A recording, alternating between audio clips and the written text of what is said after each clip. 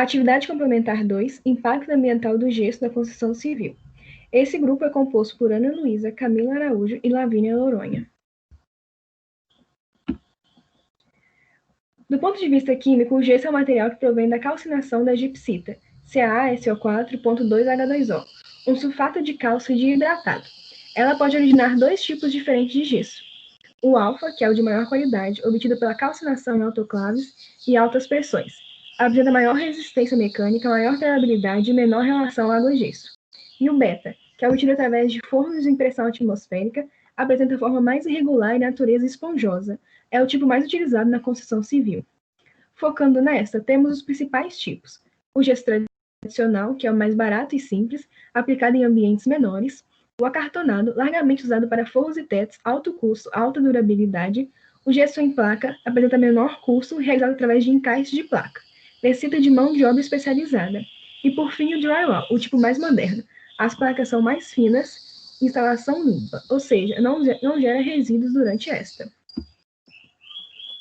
Essa tabela mostra a composição típica do gesso brasileiro, que é um produto bastante puro. Como pode ser observado, os três elementos mais predominantes da amostra são o trióxido de enxofre, o óxido de cálcio e água combinada.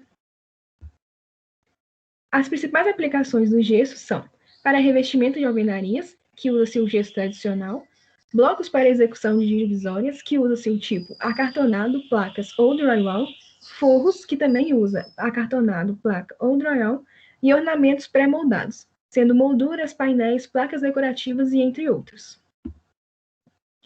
Como exemplo, vamos focar na aplicação de forros com diferentes tipos de gesso. A primeira imagem representa o forro tradicional, a segunda imagem o forro com gesso acartonado, a terceira imagem com forro de gesso em placas e a quarta imagem o forro com gesso de drywall. Quanto às propriedades do gesso. As propriedades físicas e mecânicas são: em relação ao tempo de pega, depende do tipo de gesso que está sendo aplicado, podendo variar o seu início de 3 a 16 minutos e o seu fim de 5 a 30 minutos.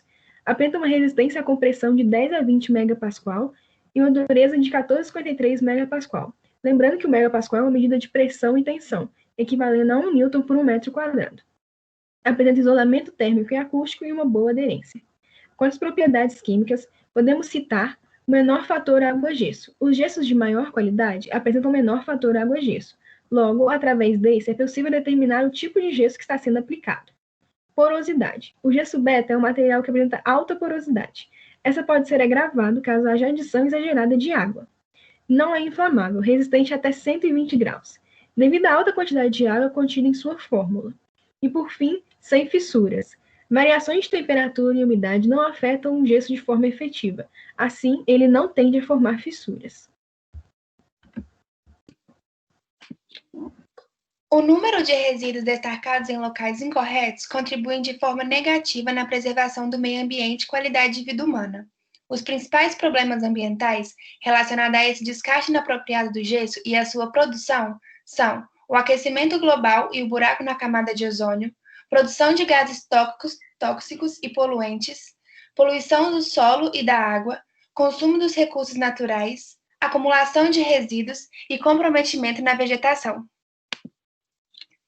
O aquecimento global é o processo de aumento da temperatura média dos oceanos e da atmosfera terrestre, causada por massivas emissões de gases que intensificam o efeito estufa.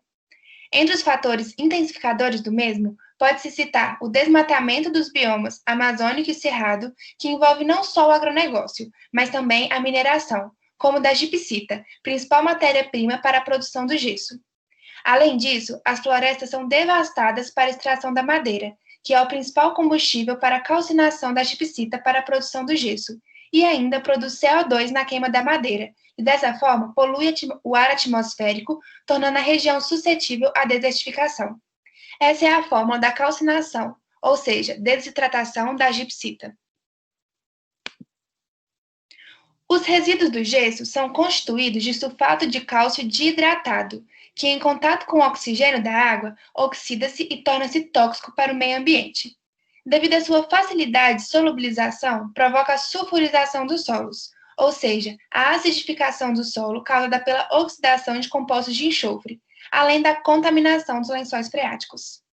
Ainda mais, a deposição dos resíduos em aterros sanitários comuns não é recomendado. Nesse caso, além de tóxicos, a dissolução dos componentes do gesso pode torná-lo inflamável. O ambiente úmido, associado às condições aeróbicas e à presença de bactérias redutoras de sulfato, permite a dissociação dos componentes do resíduo em dióxido de carbono, água e gás sulfídrico, que possui odor característico de ovo podre. Outro fator preocupante é a incineração do gesso, que produz o dióxido de enxofre, um gás tóxico e um dos principais causadores da chuva ácida. Além dos problemas citados, a má gestão dos resíduos resulta em uma poluição visual, onde vários lotes vagos ficam lotados de resíduos da construção civil, e esses despejos de resíduos podem obstruir os córregos e provocar enchentes, trazendo vários danos para toda a população, e também obstruir vias, trazendo congestionamentos. Outro fator preocupante é a contaminação ao entrar em contato com metais, madeiras e tintas, principalmente o gesso acartonado. Ainda mais, são suscetíveis a doenças respiratórias e envelhecimento precoce toda a população vizinha, resultante da exposição a substâncias tóxicas provindas do gesso, sendo as principais doenças, devido a esta poeira, pneumonia, bronquite e asma. Além do desmatamento para a mineração, na produção do gesso, à medida em que o pó é depositado sobre as folhas, poeira contendo cal virgem, proveniente das indústrias de calcário, forma uma cobertura de ação fortemente alcalina sobre a vegetação. Isso faz com que as plantas percam água, prejudicando o citoplasma da célula vegetal. Observa-se ainda que a ação do pó das indústrias de cimento reage com a umidade atmosférica, formando uma camada contínua de silicatos de cálcio sobre as folhas das plantas. Com isso, fecham-se os estômatos necessários para as trocas gasosas, reduzindo a respiração e a fotossíntese das plantas.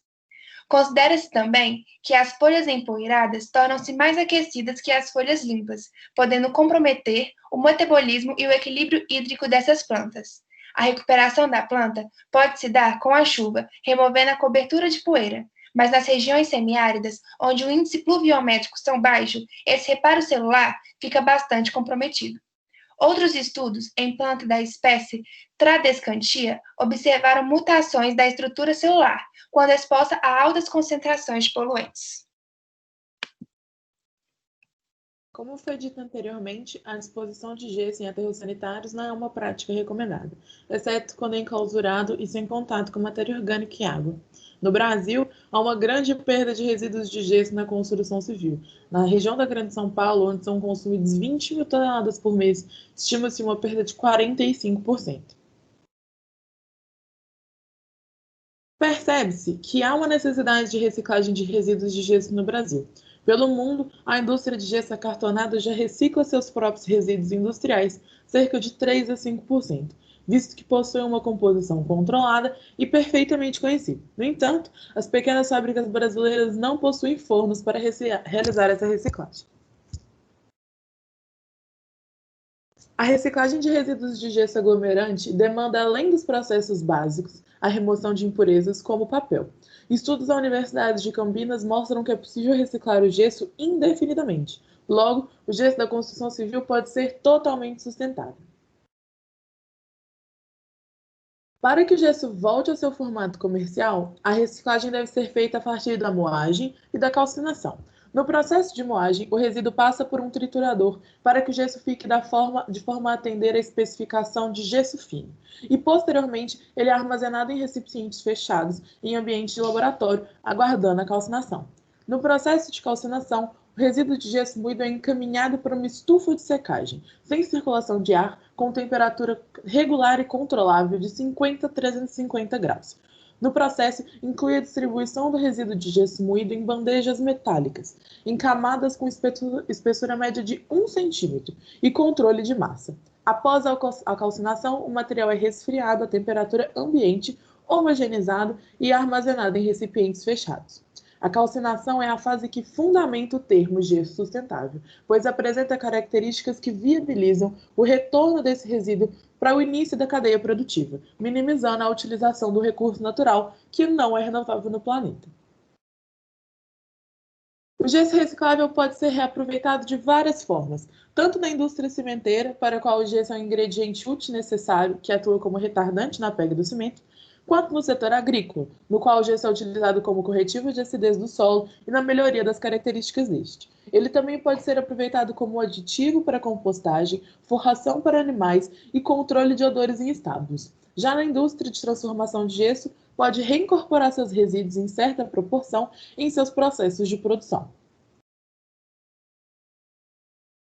Esse é um fluxograma de reciclagem do gesso, onde as distribuidoras, os montadores e as obras geram resíduos de gesso que são reciclados nas ATTs e reaproveitados nas indústrias cimenteiras, nos fabricantes de produtos à base de gesso e nos fabricantes de gesso agrícola. O processo de reciclagem é mais complexo que o de produção a partir da matéria virgem. Ele consome mais energia e requer mais mão de obra. Logo, ele é mais caro que o processamento da matéria-prima natural. Existem regiões do Brasil onde o gesso é muito barato e onde não há necessidade de transporte por ser produzido naquele local. No entanto, no sul e no sudeste, o custo de transporte é altíssimo e a reciclagem acaba sendo mais viável. A parte negativa do gesso reciclável é que ele é um composto que, por ter a presença de produtos embebidos na matriz, como aditivos, fibras, entre outros, resulta numa variabilidade de desempenho superior ao gesso obtido na matéria-prima natural. Logo, deve-se ter atenção no seu uso.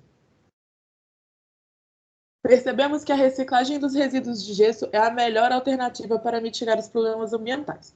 Mas para que ela se torne possível, é necessário que haja uma conscientização das empresas especializadas em gesso, dos construtores, dos engenheiros e dos operários, que é preciso segregar esses resíduos para que eles possam ser reciclados da melhor forma possível. Aqui são algumas referências utilizadas nesse trabalho.